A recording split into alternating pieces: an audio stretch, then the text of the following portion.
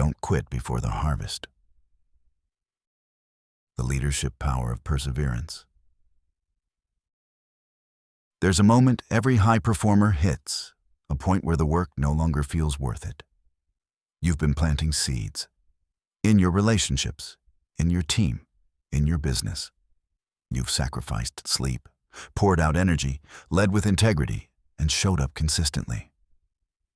But now, you're tired, emotionally, mentally, spiritually, and you're wondering if the harvest will ever come. Galatians 6:9 speaks right into that tension. Let us not become weary in doing good, for at the proper time we will reap a harvest if we do not give up. This isn't just encouragement. It's a strategy for sustainable leadership and legacy. Leadership is like farming. Let's be honest, most people don't want to be farmers. They want to be harvesters. Results, ROI, metrics. We live in a culture that celebrates the bloom, not the brutal grind beneath the soil. But God's leadership framework, His kingdom economy, runs on planting and perseverance, not just platform and productivity. Farming is a gritty, patient process. You till the ground, you plant seeds, you wait, you water, you watch over something that looks like nothing. Then, slowly, life pushes through. That's how fruit grows, in obscurity, through resistance. Leadership, whether in life or business, is the same. You're sowing vision into people, values into teams, truth into relationships. But if you walk away mid-season, you'll miss the fruit. You'll walk out just before the breakthrough. That's what Galatians 6:9 is getting at. The harvest is promised, but it's not immediate. It's for those who don't quit. Weariness is real, but it's not your enemy. The verse doesn't pretend that weariness won't come. It assumes it. The word Paul uses for weary is enkakeo, not just tired, but discouraged, faint-hearted, tempted to give up. And let's get real. That hits every leader. When you're doing the right thing without seeing results, when you give your best and feel overlooked, when you care more than anyone else in the room, you will feel it. But here's the critical insight. Weariness is a signal, not a disqualifier. It's a blinking dashboard light, not a dead end. Don't shame yourself for feeling it.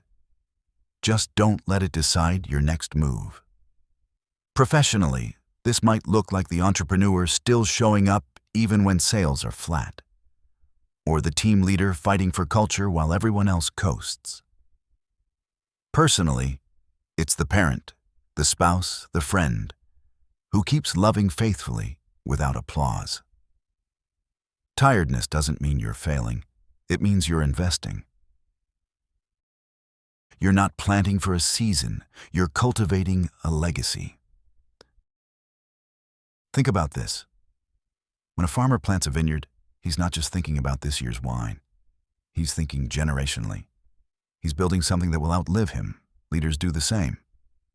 When you sow kindness, truth, excellence, and patience, you're sowing eternal seeds. And the return on that investment isn't always monthly. It's multiplicative, not just measurable. It touches the people you lead and the people they'll lead one day. That changes how you make decisions. It shifts your timeline from fast win to faithful witness. The goal isn't speed, it's sustainability. The win isn't just effectiveness, it's endurance. 3 questions every faithful leader should ask. So, how do you anchor in this kind of perseverance, especially when the harvest feels distant? Here are 3 heart check questions to process. Where am I growing weary? And what lie might be fueling that fatigue? Maybe it's the belief that results equal worth. Maybe it's perfectionism in disguise.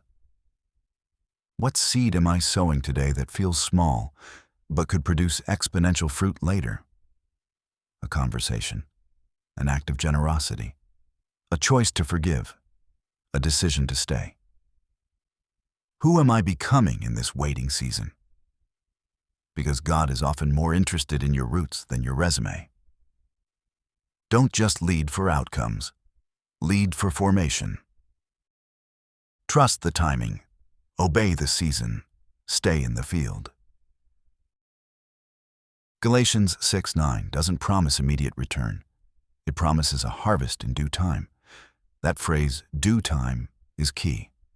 It's God's appointed time, not your scheduled deadline. And that messes with us, doesn't it? Because we love control. We love planning. We love knowing the when. But God doesn't work on hustle culture timelines. He works on heart transformation rhythms. The harvest doesn't come when you push hard enough. It comes when the soil, the sun, the season, and the seed all align by God's design. Your job? Stay in the field. Keep sowing. Keep believing. Keep becoming. You're not just building a business. You're building something eternal.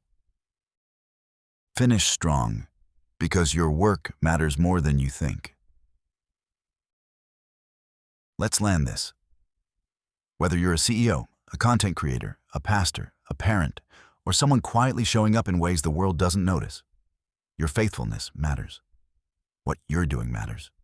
Your words, your choices, your persistence, they are all part of the harvest story God is writing. But here's the kicker. You have to stay long enough to see it. Don't let fatigue rob you of fruit. Don't let silence make you forget you were called.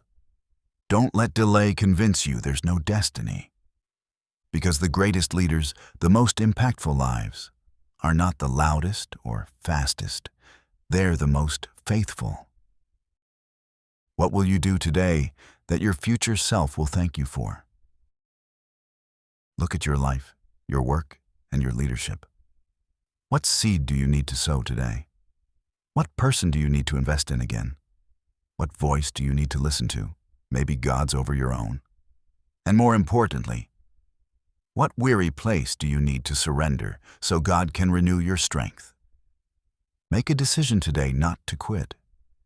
Make a commitment to finish well because there will be a harvest for those who keep going. Remember, goodness is worth the work. Legacy is worth the labor. And God is worth the wait.